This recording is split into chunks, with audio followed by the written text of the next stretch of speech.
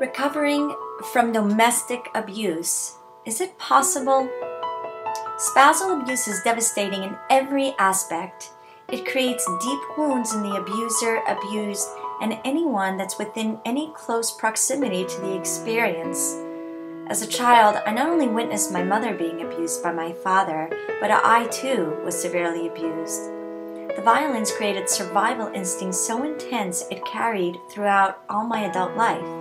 For example, if I suspected my father walking within a few blocks to my vicinity, I would quickly detour away from his current route and went as far away from him as I possibly could. And I got used to fleeing as a protection mechanism from the time I was a very young child. This act of running was one that I used in my marriage when I was emotionally abused, and I continued to use it and carry it over whenever I felt threatened in any kind of relationship, whether it was my boyfriend, my children, or a friend that I was having an argument with. My survival instinct of fleeing kicked in, and I went into default mode, doing what I was trained to do from the time I was a very young girl. This proved to be unhelpful as an adult. I was no longer in danger, and my act of fleeing just brought feelings of abandonment towards the person I was running away from. As I began to work on myself and got into self-development, and I started to create a new story and a new me, I worked on that need to run from a confrontation. I began to talk to the little Esther inside of me, the frightened child. I comforted her and told her that there was nothing to run away from. I instead kept the distance from the person I was upset at or nervous at, but I continued the conversation or the argument or whatever the feeling of initially making me want to run away, and I just kept talking. And at the end, I always felt better, and I felt proud of myself that I continued to talk and avoided fleeing.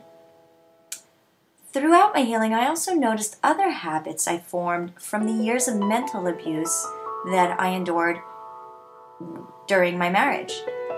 See, abused women have a hard time keeping to their convictions, standing up for what they believe in, and pinpointing why they feel the way they feel. I noticed that I was unable to develop and stick to my own opinions. When there was a discussion and someone shared their opinion, I always agreed with that person. But if someone else came in and opposed that person's idea, then I agreed with that person.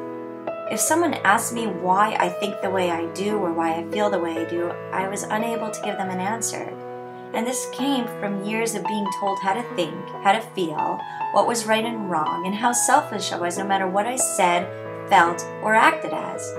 My self-esteem was non-existent by the end of my marriage, and the ability to fully think on my own was extremely difficult.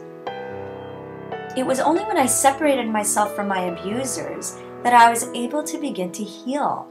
I surrounded myself with people who encouraged my free spirit to come out, cherished my ideas and what I had to say, and shared my views with others.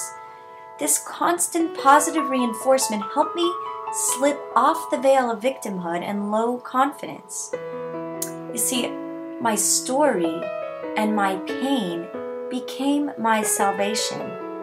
I began to share with others how to heal no matter what their trauma and story was. And that strengthened me too. A new thought about myself emerged. I count. It enabled me to stand up to my ideas, views, and convictions. It helped me express my feelings despite or in spite of what was said. This new me was a 180-degree turn of how I used to act and be. The new me attracted people, situations, and events in my life that demonstrated my new thought patterns. I discovered something extremely important. You can heal anything and change anything if you decide to.